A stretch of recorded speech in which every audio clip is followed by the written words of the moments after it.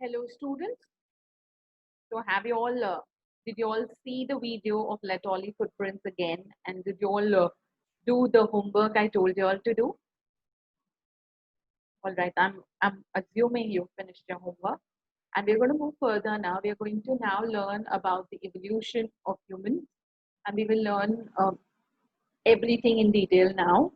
Up till now, it was just a very intro, a very basic thing, but now it will get more intricate. We'll get more details on it. And about a laterally footprint, I will look into it when we start school. So keep your assignments ready.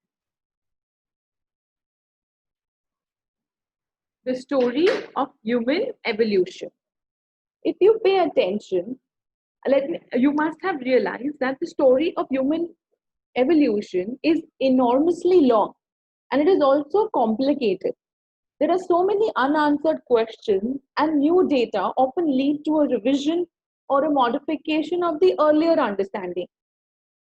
If we look at some of the development and their implications more closely, it is impossible to exactly tell us where it where exactly when it took place.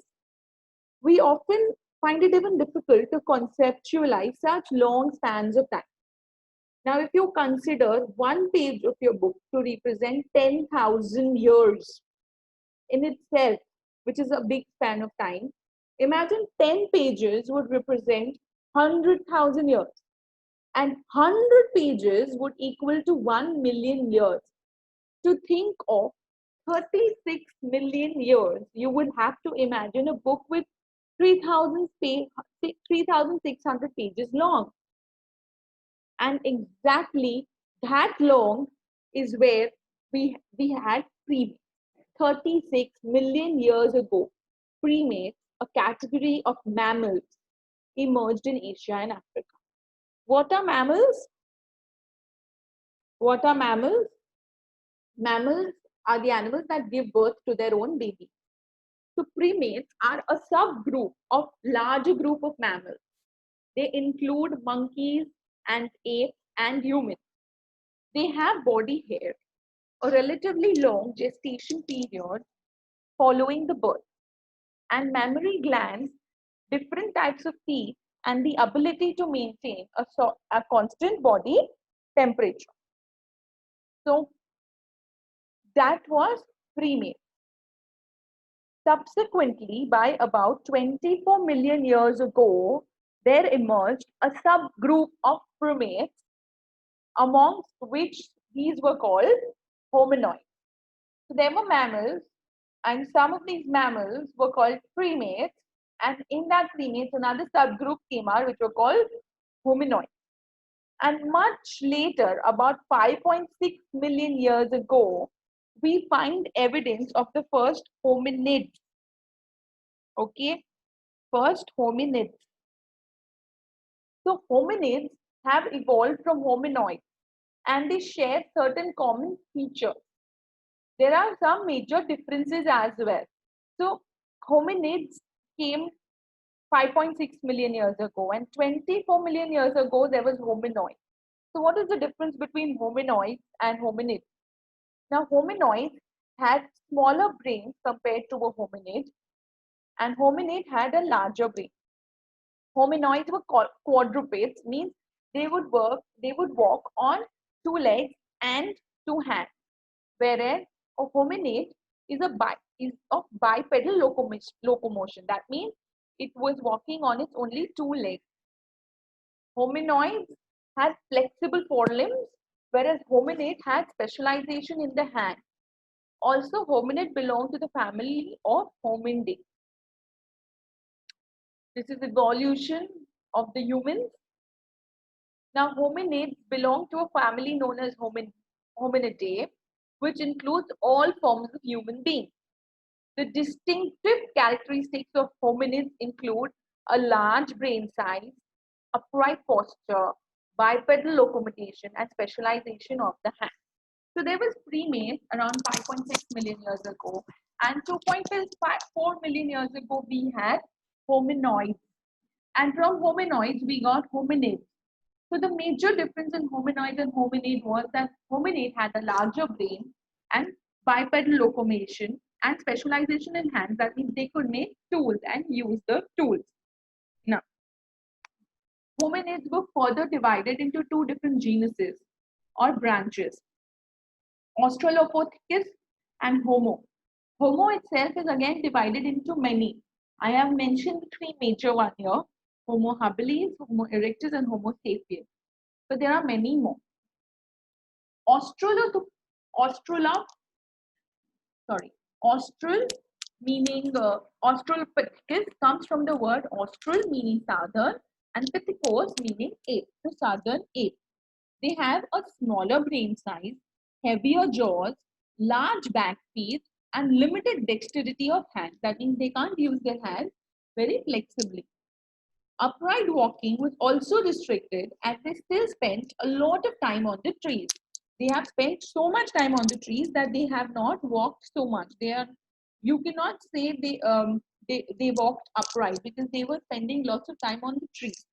They retained the characteristics of apes, such as long forelimbs, curved hand and foot bones, and mobile ankle joints, because all these suited their life on trees.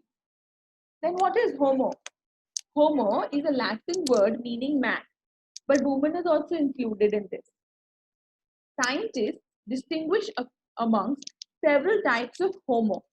The names assigned to these species are often derived from from their typical characteristics.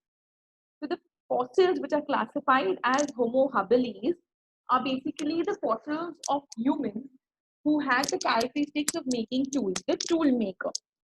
Homo erectus is the upright man, and Homo sapiens is the wise or the thinking man.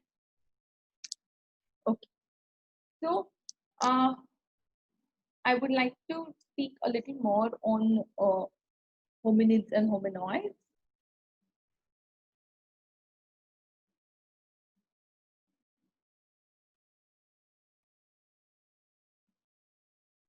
There are some evidence that suggests that hominids have origin in Africa. First, it is the group of African apes that are more closely related to hominids. And secondly, the earliest hominid fossil, which belong to Australopithecus, has been found in East Africa and they date back to 5.6 million years ago. In contrast, fossils found in Africa are no longer than 1.8 million years ago. Another important feature I want you all to see is this. There is this diagram given in your textbooks where you have different types of skulls and you all have to look at the four skulls and you have to list all the similarities and differences that you notice looking carefully at the brain size, jaws and teeth. So this is your assignment. This is your first activity, your first homework for today's session. Please write it down.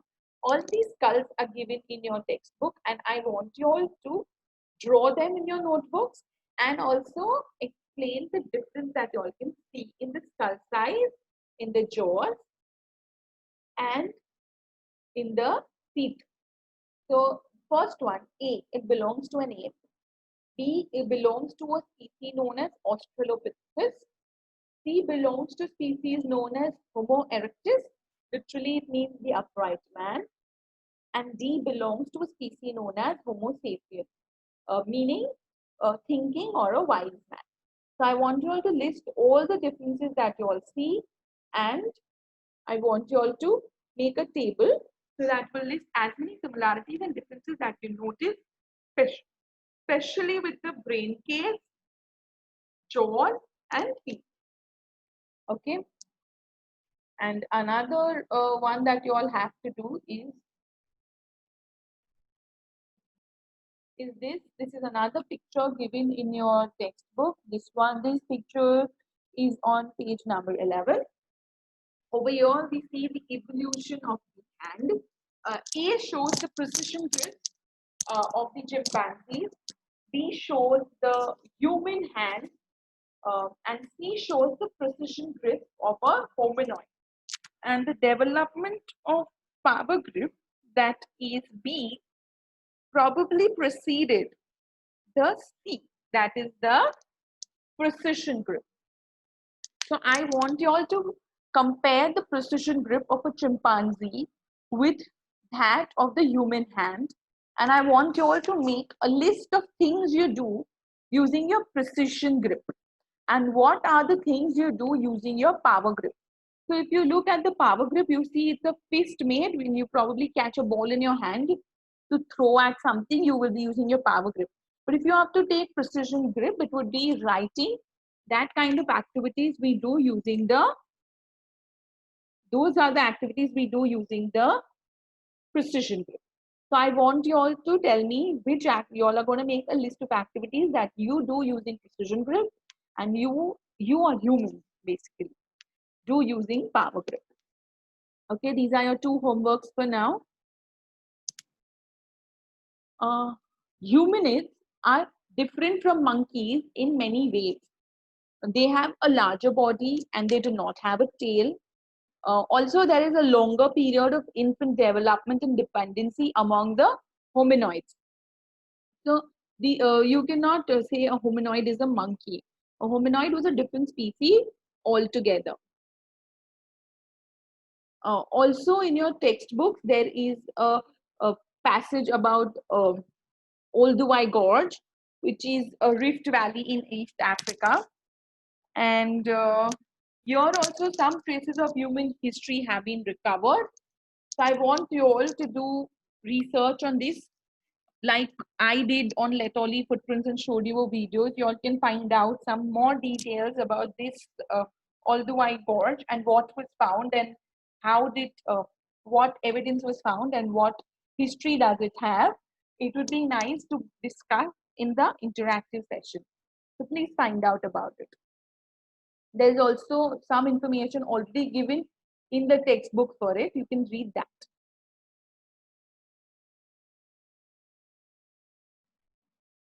So hominids and this Australopithecus homo is done. Now we come back to something called as positive feedback mechanism. Now, some features or developments in the anatomy of human beings favored or shaped them to become modern humans. These developments are together called positive feedback mechanism.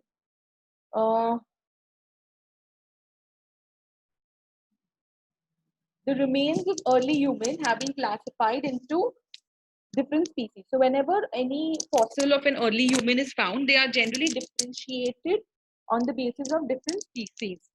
And how are they differentiated? On the basis of the difference in the bone structure, or the size of the skull, or the jaw. Like we just saw those three skulls over there, four skulls, and you saw they all looked different. Similarly, these differences help us to point out exactly which species did it belong to. These characteristics that help us to distinguish these human fossils may have evolved because of positive feedback mechanism. Now, if you look at this picture, the red colored line indicates the input, and the blue color line indicates the process that that in turn strengthened by tool making. So the arrow pointing towards the box indicates the influences that shape that particular development, and the arrow pointing away from the box indicates how the development mentioned in the box influences other processes. So increase in the size and capacity of brain helps in tool making. At the same time, tool making helps in increasing the size and capacity of the brain. Now, hands freed for using tools and carrying different objects. This helped because the hands were free, then we could use it to make tools or use the tool because your hands were free for using tools. So this aided in tool making. Tool making aided in increasing the size and capacity of the brain, which helps in visual surveillance, long distance walking, wild foraging and hunting. This in turn helped for upright walking. Again, because we were doing upright walking, we made sure that the hands were free for using tools. Okay. Tool making. What does tool making help in? Tool making helps in increasing in the size and capacity of brain. Tool making also helps in visual surveillance, long distance walking while foraging and hunting. And tool making also helps in upright walking. So you can see the inputs that facilitated the tool making processes are increase in the size and capacity of brain, upright walking, visual surveillance, and hands free for using tools and carrying instruments and objects. These are also inputs that help in tool making. Number one, because the increase in size and capacity of brain. Over time, the continuous evolution of human beings have witnessed the increase in brain size along with its increased thinking capacity. This directly led to the development of the basic intelligence, which in turn boosted the problem solving skills of the early man. With better intelligence, he could now design new weapons and tools for self defense, killing animals, and gathering food for his subsistence. So, because his brain size increased with the new intelligence, he started making new tools to solve his problems. Okay, once the early man started walking upright, his front limbs got free. This helped him to utilize the extra limbs to make tools. So when he started to walk straight, he realized that his hands were now free. His front limbs were free. And what to do with it? So he started to make tools, visual surveillance. With the development of the skills of visual surveillance, or basically observation power, now the early man could understand and keep a track of events that happened around him. He could prepare himself by making proper tools that could withstand similar events. So probably if he has now noticed that okay, there is a stream that passes by here, and I want to probably fish from it, so he would develop the tools required for fishing. If he has noticed that okay, there's a lot of wind energy passing by here, and I need to create something that withstands the wind. So now with his visual service, his observation power increased, he could do all this. And as the early man started walking upright, his column got free. He started using his hands to carry his instruments while walking, and objects such as tools and utensils extra were also carried by him. In addition, it also led him to use his tools with more pressure and force.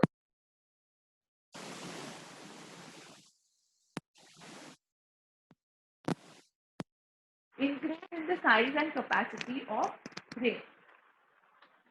Which processes helped in the processes that were strengthened by tool making. Because of tool making, the processes got stronger, increase in size and capacity of brain.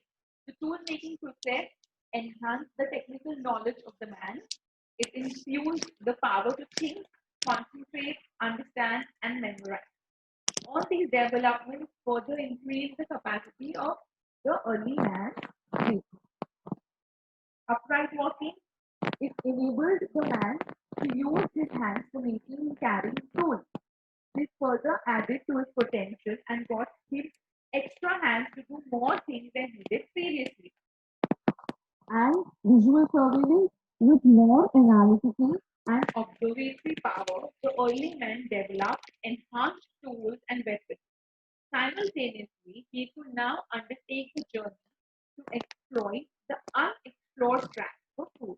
So now he knew that I can go to more dangerous territories because I have tools. I can go to unknown places and fight my way out. So these processes were strengthened by tool making, and these were the inputs that facilitated that uh, uh, you know pushed the man to make tools. And because he made tools, these were the processes that were sharpened and more enhanced. Okay. We'll do this last topic for today before we wrap up. What is the center of human origin? Now, the issue of the place of origin of modern human has been much debated by the scholars. There are two absolutely contrasting views for this. Okay, one is the regional continuity model. Okay, and the other one is replacement model. So regional continuity model means multiple regions of origins are there. There is not one single region of origin of humans. humans' origins have. There are many places that humans originated, and the replacement model says that there is only one origin, that is Africa, and from Africa everyone went out, and so we are there in so many countries. But this is the regional continuity model. According to regional continuity model, the Homo sapiens originated in different regions and gradually evolved at different rates into modern humans. So what does this say is, if you look at the humans, we are all different. We all have different height, different skin color, different color of hair, the texture of hair. This all differs from region to region. So according to this theory, each and every region will have humans. So humans have originated in every region. It's not only Africa it originated. There was an origination in Africa, there was one origination in Asia, one in Europe, one in America. And that's why we are all differed in so many skin colors, skin type, hair, height, body weight. This all differs because our ancestors were different. Okay, according to those who advocate this view, these dissimilarities are due to differences between pre-existing Homo erectus and Homo sapiens populations that occupy the same region. So, according to them, our grandfathers or our forefathers, the basically extreme ancient, the early humans of ours, our lineage or whatever, were that. So the ones in America were white, the ones in Africa were black. So we were earthy shade. Probably in some countries like in Russia, you find really tall people.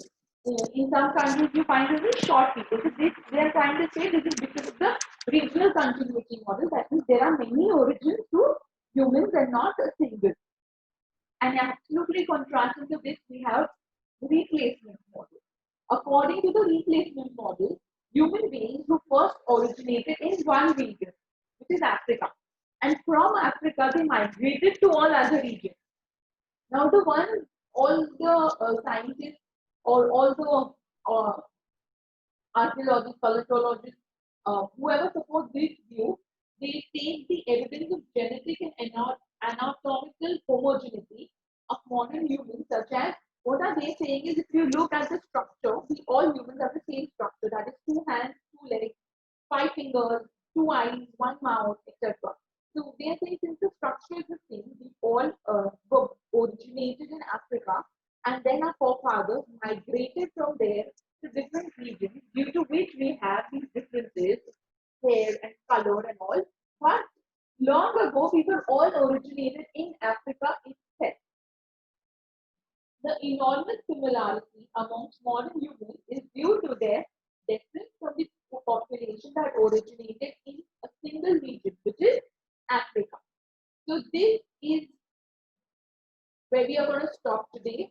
So your homework is you are going to write about replacement model and regional continuity model and draw these two diagrams which show regional continuity model, and that also you all will draw positive feedback mechanism from here using the red and blue lines, and you will write this legend, that is red color line is what, blue color line is what, and you will write these two things in your notebook as well.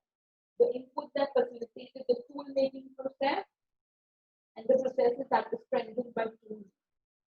So with this, I end your second session of history. I hope you have enjoyed it.